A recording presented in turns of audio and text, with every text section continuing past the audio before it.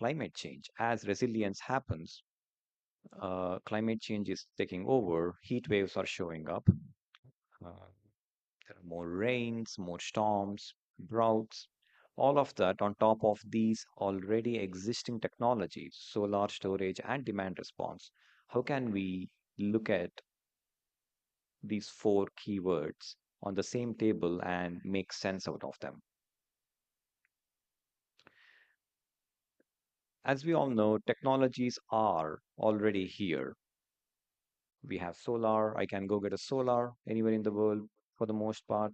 I can go buy a storage. I can go buy a smart thermostat, air conditioner with some Wi-Fi smart connection, which enables demand response, energy efficiency, LED bulbs, better windows, better doors. Everything is available. What's not? What's the what's the hassle? Why is it not there yet? What's the expectation? I'll be talking through two case studies. I'll be spotlighting on energy storage for resilience and demand response for resilience. If I look at just those two case studies and set the context, that way we all can have a interactive discussion on how to move forward potentially. As we all know, energy storage is an immediate candidate for resilience. Power outage happens, load increases, transmission line or a distribution line falls down, a distribution transformer fails, whatever the reason is, a heat wave, there is energy storage. We can always look at energy storage for providing electricity energy to selected critical end users as needed. As a case study, one of the previous versions of SAGE, which is GTG Rise, we did an effort in Delhi with utilities in Delhi. We looked at what are the best ways to place and size energy storage. One of the most identical locations or good locations for energy storage were co-locating storage with distribution transformers. As we were looking at it, we at NREL developed a framework for sizing storage, operating storage when they are co-located at distribution transformers. As we all know, energy storage at distribution scale almost always points to lithium ion battery technology. Future may be different, but that's what it is. The costs of energy storage are reducing significantly. So it is a viable technology as of today for economic planning as much as the use and reliability. One another value we identified with energy storage for resilience is as we replace energy storage next to a transformer, the losses of a transformer reduce significantly. That led to more energy savings to use in the local utility than before. So energy storage as a use case for resilience is an easy argument, straightforward. Technology is reliable, already there. Costs are reducing day by day, year by year. So my argument is storage for resilience is something that we should keep in mind and think about it strongly. Let's think about the next topic, flexibility, demand response from end use, a smart thermostat, air conditioner, reduced temperatures, um, um, dishwasher not running during peak load, electric cooking range not operating during peak loads. Right? Those are all demand response. A few thousand houses, for example, choose to reduce their consumption during peak load. That's demand response, demand side management. This is a case study we did again with USAID, previous round with another utility in Delhi, where we looked at why should one care about demand response. Let me set the context on that. Peak in any utility around the world happens for 10 hours, 20 hours in a year. There are 8,760 hours in a year. Peak happens for 20 hours. It's such a small number. However, the infrastructure developed should accommodate those 10 hours of peak. It's a huge investment to accommodate those 10 hours. The value paid back is never going to match the cost for infrastructure. How can we handle that? That's demand response. We can we can attain demand response one of the two ways, through aggregator or distribution system operator, DSO. Second way is rate structures. How is it related to resilience? On September 7th, 2022, in California, there was a heat wave, and the peak load they planned on September 7th was 45 megawatt, 45 gigawatt. Apologize. Due to the heat wave, the peak load of California on that day at 5:30 p.m. in the evening crossed 50 gigawatt. There was a significant increase, and the Californian grid operator was few minutes going to blackout. They wanted to really avoid the blackout for obvious reasons. So what they did was they sent an emergency message to all Californian residents, and they said, please reduce, shut down your loads, stop using heavy loads to avoid blackout. The message was sent.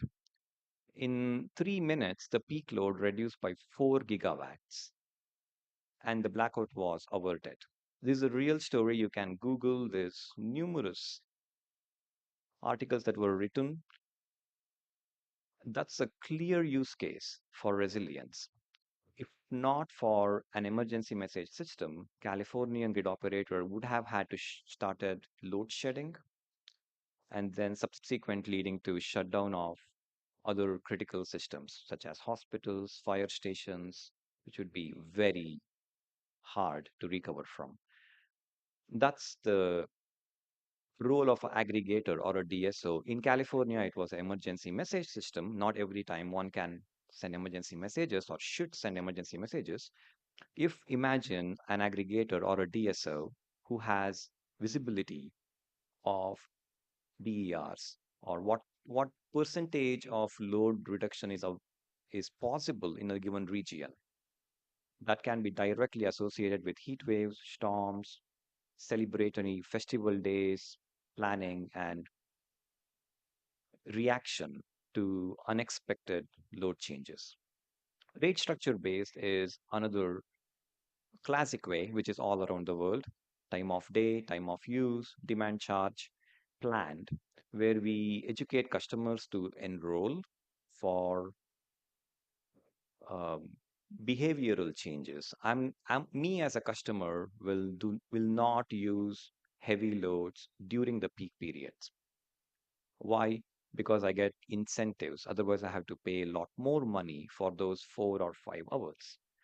That's another way to naturally educate end users at the same time avoid resilience or consequence of climate change on grid every day.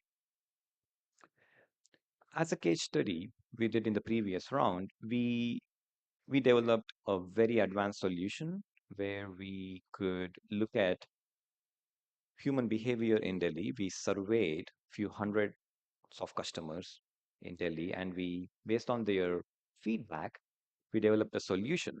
And we came up with a way where you can input a certain rate structure and you can get back what percentage of peak load can be reduced for that rate structure. And here you can see for summer peak, the reduction was 2% could be achieved. For increase, a ratio of 10% increase in their price, and for winter, up to 4% could be achieved. Um, even planning for a 5% reduction for a peak time during a heat wave day or when the grid is congested can really avoid numerous long-term consequences. gigawatt. It's a kind of a huge target achievement. So, what would you see is like what really helped India to achieve these numbers, and what are the challenges which are impacting to get to that 40 gigawatt? If you want to reflect on, and also if you want to address how India is able to address financing, market development issues as well. Thanks, Anurag. Multiple questions. Let me Yeah. try to respond to those questions one by one. So when we talk about 8.8 gigawatt of achievement, we talk both the numbers. We say 40 gigawatt of target and 8.8 gigawatt of achievement. So immediately the first reaction is, oh, we have achieved only 20 or 25% of the target. Yes, that when we look at the in percentage terms, it appears small, but at the end of the day, 0.8 gigawatt is not a small capacity to be achieved, especially in the distributed renewable energy segment. And given that we just started 4 5 years back, what has helped achieve this particular capacity? I think I will put into three buckets. One is the clear cut regulations and the business model. If we see, most of this capacity has come up through the net metering. And all the state regulators, thanks to the Forum of Regulators' efforts to come up with a model draft regulations, which came out in 2015, which were implemented in 2015 to 2017, that period. And that kind of gave boost to the rooftop solar segment, and the capacity started coming in. And a lot of capacity that we see today is under the net metering regulation. So that's the first factor which helped achieve this capacity. Second reason is process streamlining and the digitization. And I think this is also the lesson for all other countries, especially from the region. This is very, very important to have a process streamlining and a digitization. The first one was done with the help of USAID under PSD project. We were associated with developing the entire process streamlining in the state of Andhra Pradesh and then subsequent digitization that was picked up by MNRE and implemented across the country. So today, all the states have got their processes streamlined and have got a digital applications which help the consumer sitting at home make application and complete the entire process of the solar rooftop installation. That is the second bucket I would put it. The third one is uh, the subsidy. I think in the residential category, subsidy helped. The government came out with a clear mechanism for subsidy first, then subsequently changed it. Now they are again going to change it to make it more focused on the certain categories of consumer. So 40% capital subsidy of the benchmark cost up to very small system, 20% for little bigger system up to 10 kilowatt, and in the residential welfare association or society category up to 500 kilowatt. I think that's a very good subsidy mechanism that has been provided by the government. There are obviously certain, uh, I would say, challenges in implementation. It's not easy to implement such a mechanism. It is being implemented now through the distribution company, which is a good step, but probably I feel we need to go a step further and implement to the directly to the consumer. So this is what actually enabled achieve this capacity. Moving forward, what we need to do, I think that's more important if you have to really go for 40 gigawatt of capacity. As I said, most of the capacity that has come hitherto is through net metering. But we have to remember India is a continent-sized country, and one solution fits all can't really work. We have got different use cases, we have got different needs for the business models.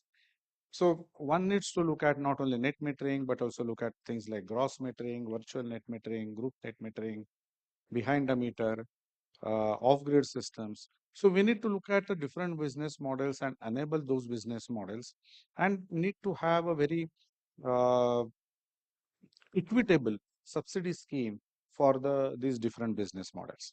So that's I think the first thing that is enabling different business models for the different use cases. And while doing that, what one need to look at is that why net metering, while it helped initially to build up the capacity, it also had a side effect onto the distribution companies, because most cross-subsidizing consumer or high-paying category consumers from C and I category, as well as high consuming residential category, started moving to the rooftop solar. And this resulted in the loss of cross subsidy to the distribution companies, and obviously certain level of resistance started coming. We have seen, in fact, in the presentation of Adarsh also, he mentioned, talked about what are the benefits of rooftop solar. And I think they are not very well understood in the sector. Like the benefit of reduction in the high power purchase cost, which is a marginal power purchase cost. The second benefit is the reduction in the T&D losses, because you are actually generating electricity where it is being consumed. So certainly the technical losses are going down, and technical losses are not less than 10% in most of the states. So there is a straightaway saving of 10% over there. Also, there is a benefit of the capital expenditure difference. What do I mean is that in most cases, when you implement the solar rooftop systems on the LT side of the DT or LT side of the power transformer, the requirement of increasing the capacity of the power transformer reduces. So the capex deferral, and we have seen the capex deferral in some cases, it could be as long as 10 years. And if we implement a battery energy storage system, like that is a part of DR and not only the rooftop solar, in fact, the capex deferral could be even longer. So these benefits, and the fourth one, and I think that's also critical, is the RPO benefit which the distribution companies get it. So the analysis shows that if you take into account RPO benefit from the first year onwards, also this the benefit which is available due to the rooftop solar overtakes, or is in excess of the loss which the distribution company suffers due to the high paying consumers moving away from the grid to the rooftop solar system. There are certain challenges in terms of the grid integration of this system, in terms of the voltage level management, and sometimes the harmonics. Those are technical challenges. Those can be certainly managed. The last one, what needs to be done, and I think I will park the DR question for the next one, otherwise I would exceed my time limit. But the last one is what is needed is a development of ecosystem. Today, what we see is there are rooftop solar companies, EPC companies, which are small. There are very few pan-national or multi-state rooftop solar support companies in the country. And one of the reason has been the way that different regulations work across in different states. The net metering, the way the banking operates in one state is different than in other state. And this is not only the problem for the rooftop solar companies, this is also a problem for the banking and financial institutions who want to support them. A system, a 5 kilowatt system or 10 kilowatt system may be viable in Maharashtra, but the same system won't be viable in Karnataka. Exactly the same system, similar process. And obviously, the banks, financial institutions need something standardized. So I think what needs to be done either by ministry or by forum of regulators is to have some kind of a standard taxonomy, rules, regulations, which would enable the ecosystem to be developed for rooftop solar. I think I will stop here, come back to other questions later on. Thank you. Thank you. I think very elaborate and kind of a good perspective of how India is able to achieve that. I'm sure there will be a lot of follow-up questions to you on more details there. But 2 points which came out clearly is these solutions which we look at, whether rooftop solar, energy storage, EVs and all, these are all adopted by the consumers. So you have to definitely make that process clear so that the consumer is able to do that. You have to facilitate that, and in that context, even financing become a quite important aspect. Second is the benefits of DIAs is not only to the consumer. The benefits can be also drawn back by the utilities and all. It depends on how these are planned. So that is again an important policy question, how we really do that so that the benefits are kind of not only to the one party, it can be to the whole system, including the consumer and utilities. So let me turn to our two other panelists, Ravindra and Tanmay. Question is like, how do you think DIAs can be leveraged for providing demand flexibility and grid resiliency? And the reason I'm asking is these are the important values which DIAs are always highlighted for. But how do we really do that? And maybe starting with Ravind first and then Tanmay. Hello. Thank you, Anurag. First of all, thank you very much for inviting me for this prestiged consultation and the panel. Uh, I, of course, we'll start with the disclaimer that the kind of a views most are the views are the personal views, not should be considered as a commission views.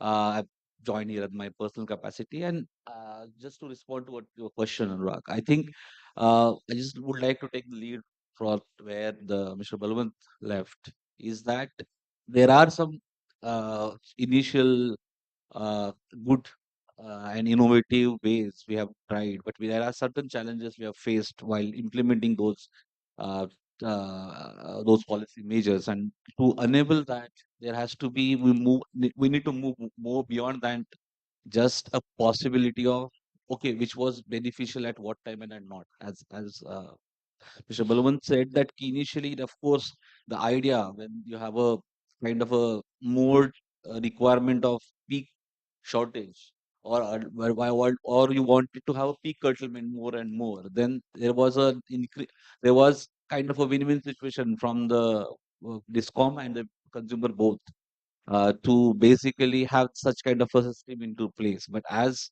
we have seen that the prices of the renewables and the intermittent sources have reduced so have become now at par with the conventional, then it becomes little difficult to convince the discoms, and that has been the challenge now. And we have to remove, or we have to basically try to resolve that and try to get discoms on board. So I think the one on my immediate response to one of your question for the leverage is this that there has to be some this kind of a case studies business models where we have to go beyond what we generally are used to look at this dr, not only the value of or the cost going into the DR, but also having some kind of a value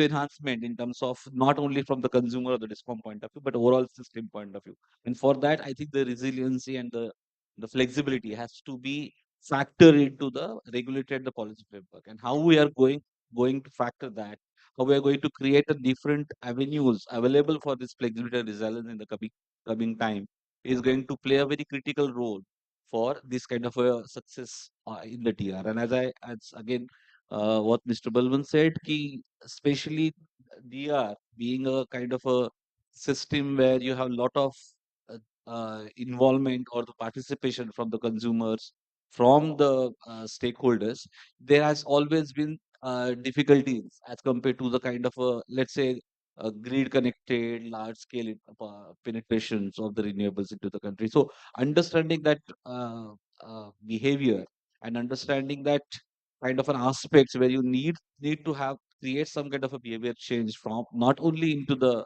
system point of view, but into the kind of uh, improvement into the system, but at the same time understanding the consumers and trying to build in that kind of a intersectionality, I would say, from the policy makers or the regulators to the consumer, and trying to build the resiliency and the flexibility into system as policy measures which can add into the success of DR. Now, another little bit point I just wanted to make is that we do have lots of possibilities and pilots going on, but eventually, as what Mr. Balwan said, that there has to be some kind of a intersectionality or the kind of communications where if even if the one fit for solution will not fit for all, but actually what are the commonalities among different pilots which are actually working on in a large number in our country also, or for that matter other countries. We need to have that kind of a more fluent interactions and the consultations with other countries and among the stakeholders to again create that kind of a success stories which create that kind of a commonalities and some kind of a learnings from each other. Yeah, so these are the two immediate response. Thank you, Ravindra. Tanmay. Thank you. Well, this question has already been answered many times over because the presentation that set the tone clearly said how this gets leveraged. But what is very interesting to see that this discussion has moved where uh, at one point of time, energy resources and of any form, whether it's distributed or not, uh, it was focused on injection of energy at any point of time as required. But now this wider discussion that we have is now looking at it's the same thing as reduction of demand at that particular time. So this change of our perspective of looking at the energy being not just the supply side, but demand side merging into one, and essentially the term that's being used more and more is you're creating a virtual power plant. Now, this is not a central aggregated, it's a disaggregated power plant. And there are various business models, various methods and techniques, whether it's regulatory or technological, that enable that. So, uh, I think the discussion has already reached a point where, uh, at least globally, there is there are solution providers and there are uh, models that are working. So the key for providing this resilience and flexibility is to identify the quantum of it, where you require it, at what time, of what kind, and then everything else responds to it. Because if I look at flexibility, it's not uniform across the utilities, different cities, climate zones, etc., etc. So therefore, definitely it's there, and it just now needs to move to the next step where there's a common definition of what it means to provide that flexibility and an identification of need of what is it that you require in a dense urban area versus what you require for water pumping, or even one level up, what do you need from DER for providing ancillary services at the grid level. Okay, thank you. I think important points again. Seeing the demand also as a resource, which I think always gets lost in the discussions. We always just focus on the supply side. But one thing which I thought that is also making DRs more powerful is the evolution of digital and the communication technologies, because I think that is something which is really making this and the business case for DRs kind of changing significantly over the time. Just to kind of close the loop, maybe Cheyenne, we have heard from Nepal, Bhutan, and India's experience, and Bangladesh has done really well in terms of initial adoption of solar systems. But in general, DRs, there are different solutions as we are discussing. If you have any thoughts about how is that ecosystem being developed and the issues and challenges, you want to reflect quickly on that. Um, Yes. Thank you, Anurag. Is it still working? Yes, okay. Yeah, thanks. So I think a lot of discussion has been already taken place, and much of these are also similar to the context of Bangladesh. But I would like to add, I am uh, representing Bangladesh and also USAID, so take this as an opportunity to touch on points that I think is applicable for Bangladesh as a sector, but also as USAID, how we can support in this sector.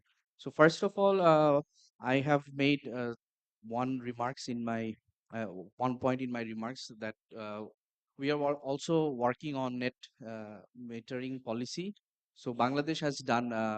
We have seen great traction when from the private sector, especially when once this net metering policy was introduced. So that was definitely a big step for seeing scaling up renewable energy technologies, mostly through again rooftop solutions. So that is definitely something that in our country, Bangladesh, we have experienced. From the central bank, the Bangladesh Bank, we have also a green financing scheme that has been introduced to again attract more investors coming in when it comes to renewable energy generation, distributed renewable energy generation, mostly through PV, photovoltaics. We are also working with the Economic Zone Authority, Bangladesh Economic Zones Authority, BEZA, to again conceptualize the idea of renewable energy zones and try to incorporate that in the context for Bangladesh. As you all know, Bangladesh is a very small country with a lot of constraint on the land side when it comes to solar based generation, and that's why the rooftop solar is getting more traction than utility scale solar in Bangladesh for now. But again, the we from USAID we are also trying to um, give the government an idea that if we want, if we enjoy the economies of scale by investing in renewable energy zones, that way we will be able to bring the price down to a much lower level. So that's also something we are doing. We are also trying to set up a market for electric vehicles in Bangladesh. Again, for the first time, we are helping both the government, the power ministry, and also the transportation division, and trying to help them to set up a market for, firstly, for two and three wheelers electric vehicles in Bangladesh. And as far as USAID is concerned, I think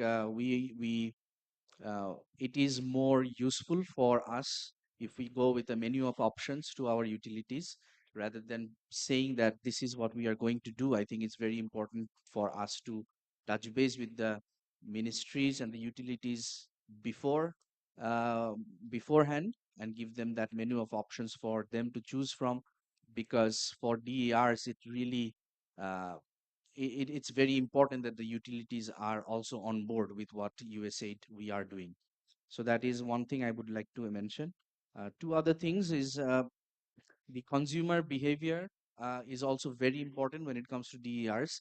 Often we get indulged into the technical discussions and we kind of miss the opportunity to understand this is also something that ultimately would depend on the consumers behavior change in their behavior, and that is why it is so important for make the consumers more aware about the benefits of DERs, so that once the policies are in place, they really don't have anything to think about, to or anything to question in terms of picking up that one.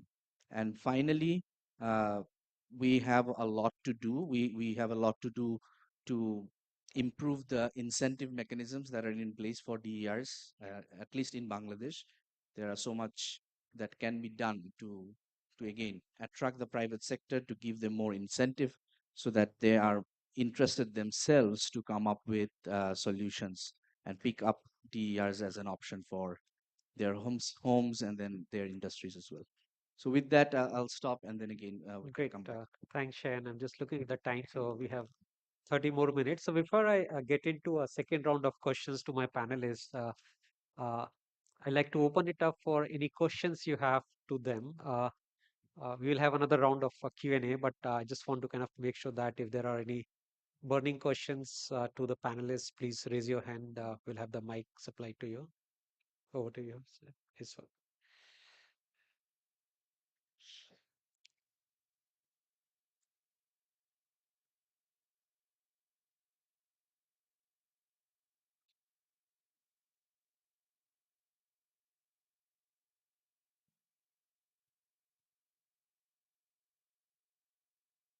Can we have the mic at the front table here, please? Yeah.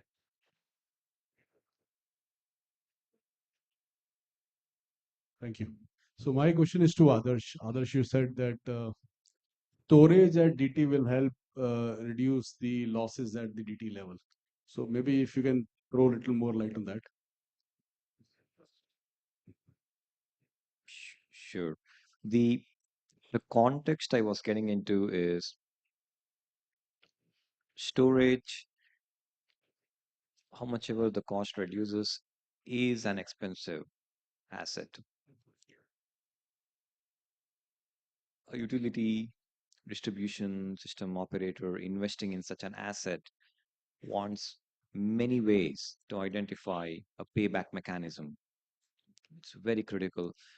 As a part of that, we did a study in the previous USA GTG Rise. We have a report on it that goes into extreme details as to what percentage reduction, how can it be achieved, how to identify the site. So that's all there. I can give you the link.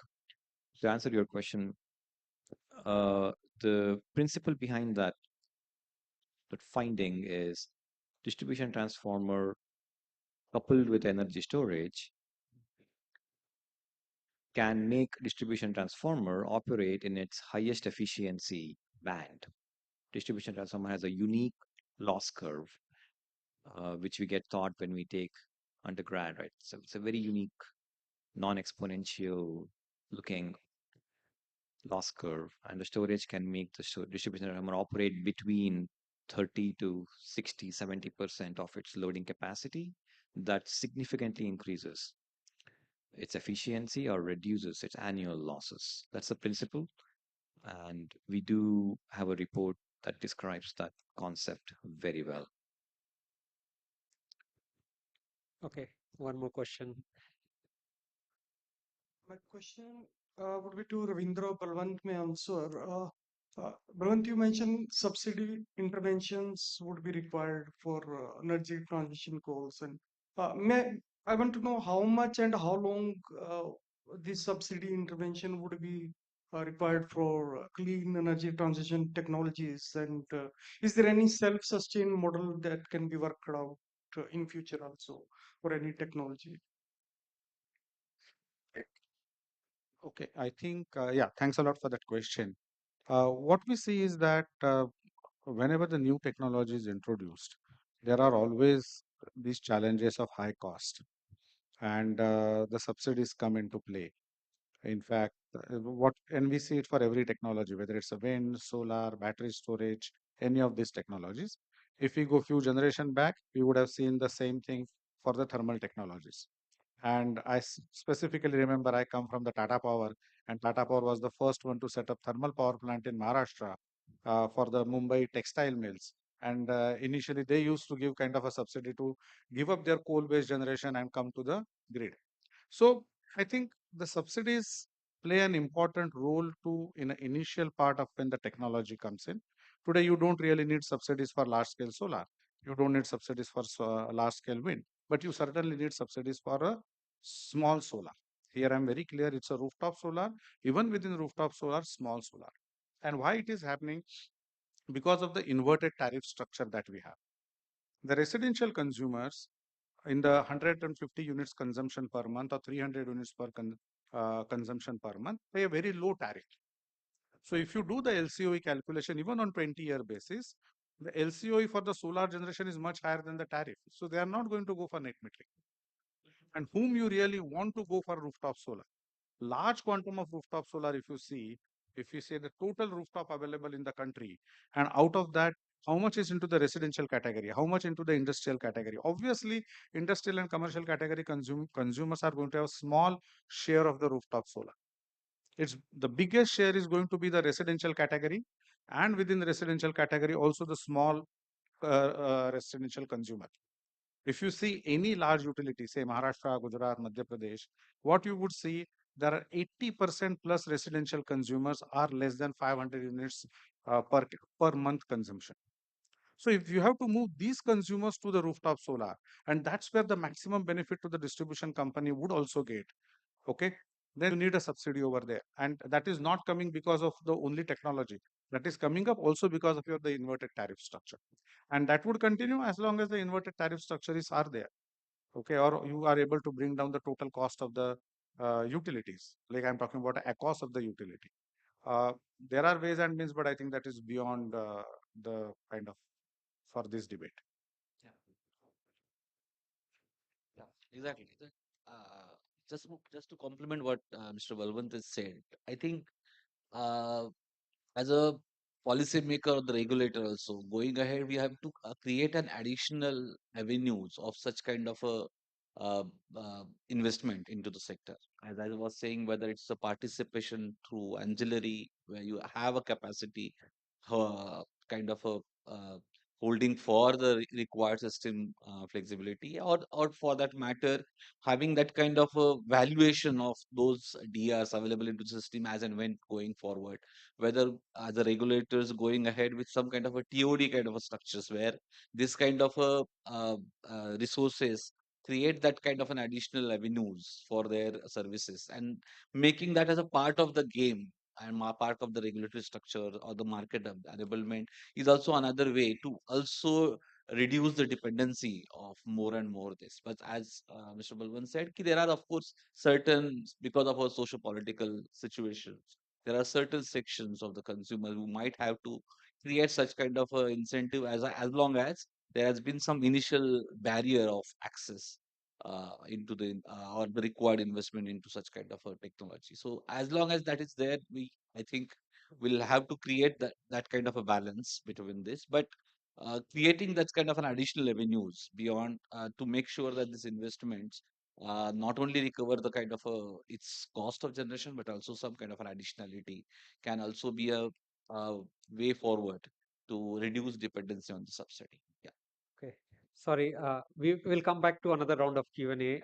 I just saw that the time got changed from 25 minutes to 2 minutes. I'm sure we'll have a little more time. So let me have a quick last round of questions, and starting with Mr. Bhetwal. You mentioned about mini grids as one of the things which you're looking at to provide energy access in rural areas. So if you can talk a little more about what are the initiatives which are taken up by Government of Nepal to promote mini grids and other distributed energy resources in rural areas. Thank you once again, Anuragji. In fact, government of Nepal has given high priority for the distributed energy resources, so as to ensure reliable electricity supply to rural and isolated areas of Nepal. So, government of Nepal has been providing subsidy in the construction of mini grids, in the construction of micro hydropower projects, solar distributed solar PV in various rural areas of Nepal, and the subsidy amount is around 90%. In some cases, it is about 90% of the project cost. So far, we have constructed 2,000 hydropower mini grids, 40 solar mini grids, and around 1 million solar systems have been placed, through which around 1.5 million people have been benefited from these projects.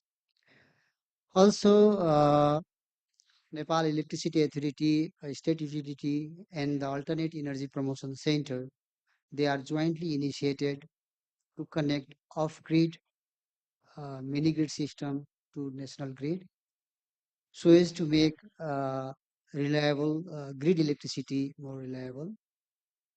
Also, Nepal Electricity Authority has launched mini grid renewable energy development projects to promote the use of renewable energy based on mini grids in rural areas of Nepal. And guidelines have been prepared to carry out feasibility study of solar mini grids, and also mini grid special program operational rules have been placed so as to encourage establishment and operation of mini grids in Nepal. So also we have prepared a guideline for the development of alternative electricity connected to the grid, so as to increase net metering in the systems. So while expanding our grid, these off-grid or mini grids projects could be connected to the national grid, and incentives mechanisms have been placed so that ultimately uh, electrification could be enlarged to our people. Great. Thank you so much. May I turn to Mr. Karma Sange, talk about the initiatives Government of Bhutan has taken to promote DIAs, again from the context of diversification of electricity.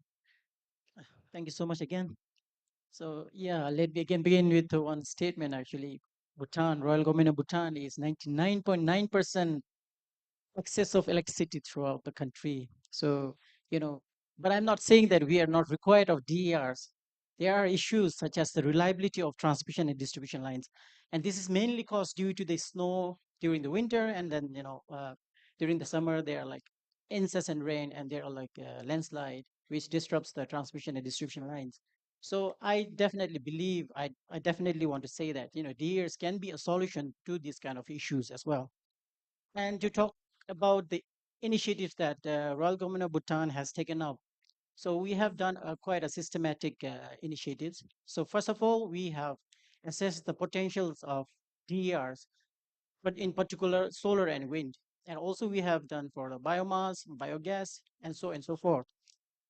So other than that, we have also tried to promote renewable energies, like through the funding from international funders like ADB, World Bank, UNDP. They are our partners who have funded for small scale renewable energy resources, or you can call it a DERs. So also we have initiated at the moment a pilot project, which we call it a prosumers, because the residential can be a producer as well as consumers. So we are piloting that for 300 households in the rural areas, whereby not only for the access of energy, but also, uplifting their livelihoods. This is, another priority that we wanted to give to our people. So other than that, we have also nationwide resource assessment of rooftop solar that's being done through technical assistance from ADB. So we are gearing up, and we are getting ready for what is unpredictable future. So through this, uh, yeah, I definitely want to say once again, actually, this platform has been mind-enriching for me. Uh, all in all, there was a lot of sharing of ideas that which we were not yet ready for that. But yeah, definitely we want to take all the ideas and the initiatives, and also the new idea that been shared by NREL and then IDM. So this is something very new to us, and we definitely want to, take these ideas. Thank you so much. Thank you, Kama, Sanjay. Maybe turning to Ravindra, and if you have two advices for South Asian countries to promote DERs, what would be those two things? Again, my advices will go from a regulatory perspective, I Okay. would say. And as for the promotion, I would say that having a clear-cut target is sometimes really help to actually create the kind of enabling environment, infrastructures, or the value chain required into any kind of a system. This is exactly what I think India, in some sense, have successfully done. So that is one aspect we can actually, as a country, we can think of. And third, as I said, uh, like an uh, uh, revenue, or what should I say? Understanding going beyond the cost of technology to a value of technology is, I think, two important aspect we as a regulator stakeholders need to understand, create that kind of an environment where, or enablement, to make sure that the new and innovative solutions and the DR can be looked differently, and not from only the cost of those technology. At the same time, the third and little bit, I would say that role of an aggregator eventually, bringing that expertise, private participation is also going to be a key requirement going forward, I think, here, especially in our South Asian region. Yeah. Thank you so much for very clear, targeted advice. I'm gonna skip Balwant. We're short of time. So last question to Tanmay. We didn't speak about buildings, and they are like huge demand centers, and we have the numbers to talk about. But how do you see these buildings can play an important role in terms of providing distributed energy services? Yeah. Uh, Again, in the initial presentation, we saw that eventually uh, a, a building is the last mile of your grid. It's where all the energy end users uh, that the suppliers are trying to meet, and whether it's a residential, commercial, or an industrial structure. And with the changing uh, end users, with say more cooling in India's context, more heating in maybe Nepal and Bhutan, there is a change which in a way is controllable and manageable. So that is a flexibility that is available. Similarly, there are numerous studies already on the flexibility that can be provided by EVs. There are already standards that are being deployed in countries about vehicle to load standards so that you can actually co-opt EVs which are charged at customers' ends. Uh, in extreme cases, there are even uh, uh, uh, uh, programs that are looking at private sector generators in individual buildings as resources that can be deployed in case of a grid. So in all our senses of use, it becomes the hub. I would say buildings become the hub where uh, one end of whether it's your the energy use which gets distributed, or distributed energy from the not just solar, but some other renewable energy resources are now getting more and more common integrated in the building scale or campus scale. So I feel that that realization is already there. Uh, what is missing? There are just two things that I think will take this discussion further. One, we already said about the policy regulatory thing, but more about standardization of protocols, standardization of a framework. Just like Balwant said, that a rooftop policy needs to be uniform. You can have different requirements, but the framework and the policy for similarly using buildings or any other DER needs to be uniform, and then the business cases will emerge, and that also includes uh, the protocols for interoperability, communications, the IT and other platforms that are required. Thank you. Great. Thank you so much. So there's a kind of a flashing of time's up. Unfortunately, we are over the scheduled time. So if I can propose not to go for second round of Q&A, I'm sorry. If you really want to take that question, let's do that because you were there before. But encourage you to talk to the panelists during the lunch hours. I'm sure they will be happy to stay back and talk to you. Please. I think just one thing is the data, the point you lastly said also, the data for different, when you're going to distributed energy resources, it comes down to data. And there is, as you say, the geographical, the temperature, everything is different for different places. So at that point of time, creating a uniform probably increases the risk more for a banking institution rather than decreasing it. You can just take it. Very good point. So it's just a common framework so that good that you brought it up.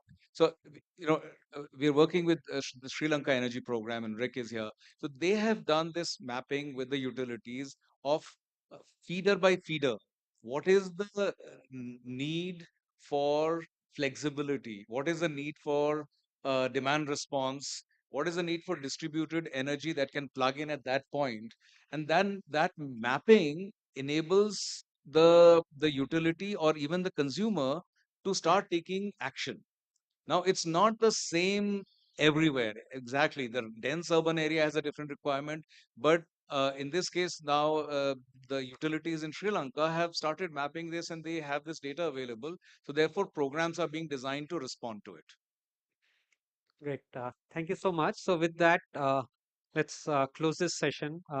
I'd like to thank all my panelists and request my colleagues if we can hand over a small token of appreciation. Sumit, if you can do that. Maybe we can start from Shayan here first. Thank you so much.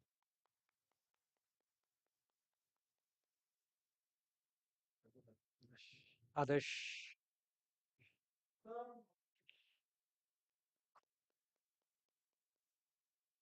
Mr. Betuel,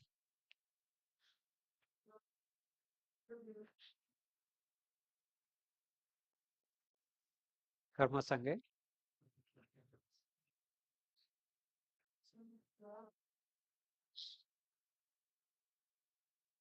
Ravindra Kadam,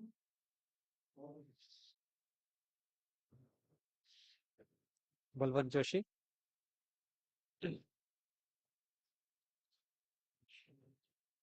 And Tanmay, Pathadat, 1 minute.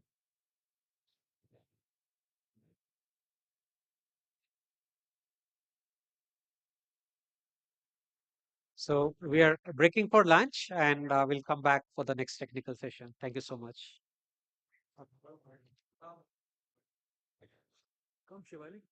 We'll all resume at 1:30 for the next session.